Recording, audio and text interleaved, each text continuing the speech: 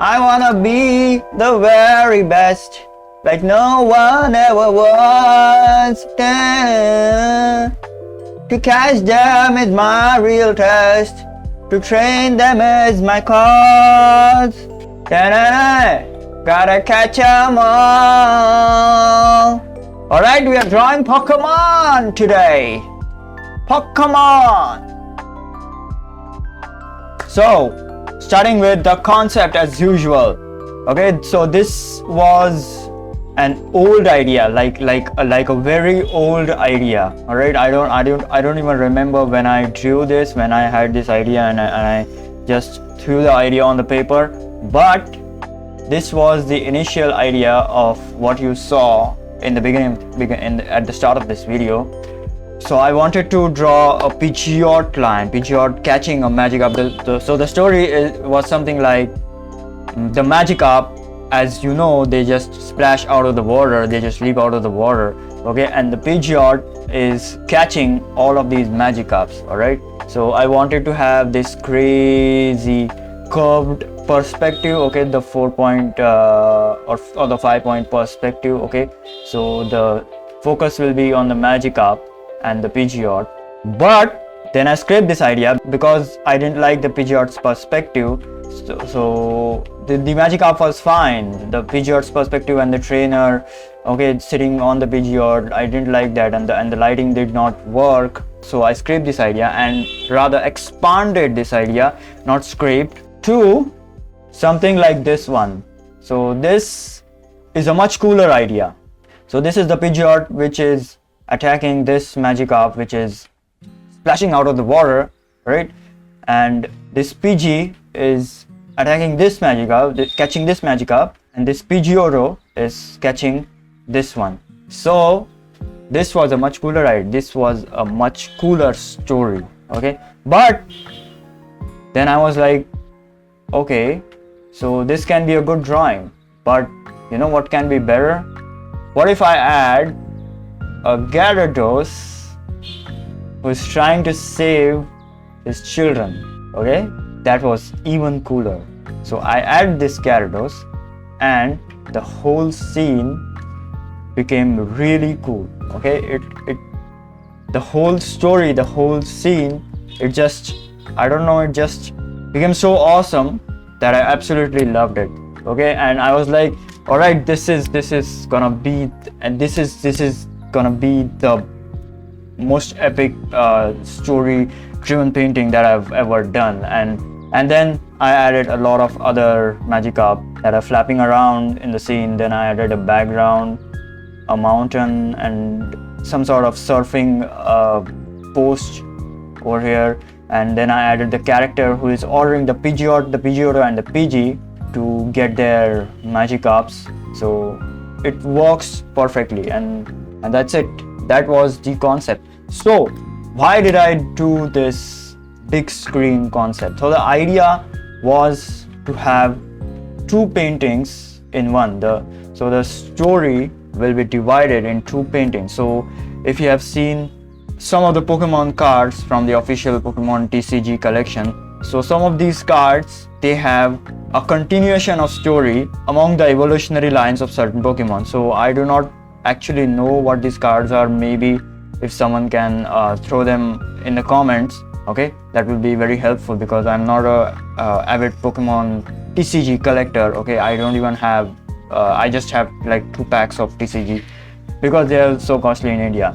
That was the inspiration behind this, okay. So I wanted to have a split story, a split screen story. So this is a 16:9 ratio and this is a 16:9 ratio. So this can be used literally on two 16:9 monitors, or if you want a 21:9 ratio, you can also do that.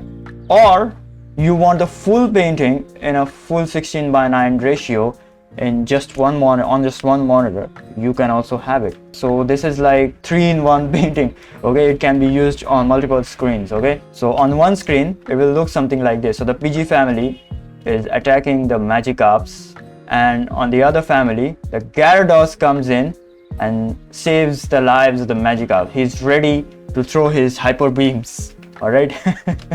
So this is this is a very cool concept. So you can see the ideation that I had in mind. All right, so yeah, and after this I just did some rough lighting. Okay, so the lighting is something like the background is almost full white and the characters are in shadows. So the color scheme is a basic split complementary color scheme with red or magenta, an orange or yellow, and a blue. So that is a basic color scheme which I mostly use in all of my painting. I like to use complementary and split complementary and double complementary color scheme because the contrast makes the colors and the painting and the story pop. And this is of course in 3-point perspective as usual, and the composition is a golden triangle. Okay, so these are all golden triangles. All right, so the characters sit on these lines. All right, and the middle line divides this orange and this blues perfect, almost perfectly. Okay, so this is the golden triangle. But if you want to argue, you can also argue that this is a golden ratio. Okay, you can argue on that. All right, so once the concept was done, I used a different technique. Okay, it was not time for the sketch, it was time for the color, directly coloring the painting. Why did I do that? Well, because I hate doing flat colors and then painting light or shadow on that, because it just takes too much time and you do not get an idea of how the light will interact and all that kind of shit. Okay, so what I did was that I directly started painting or started sketching with color. All right, so I put down this color sketch. All right, and after the sketch was done, it was time for putting down the background, because the background is what sets the lighting, the tone, for the characters. All right, so and after that I started painting the characters first with some flats and some lighting. So it was a mixture of painting both flats and lighting. Okay, it was not just painting flats and then painting lighting. Okay, so it was a mixture of both. And after that I started adding small details like the magikarp that are floating around, that are swimming around, then the waters, then more tones and more highlights on the characters. Magikarp has this highlight, Pidgeot has this highlight. Okay, fixing the colors, fixing the outlines and refining the sketch. Okay, and adding these wrinkles. Okay, adding more elements in the scene. All right, adding this character. All right, then rendering this water. Okay, which was very tough to do because I haven't rendered water correctly before. My water is shit. I'm like shit at rendering water.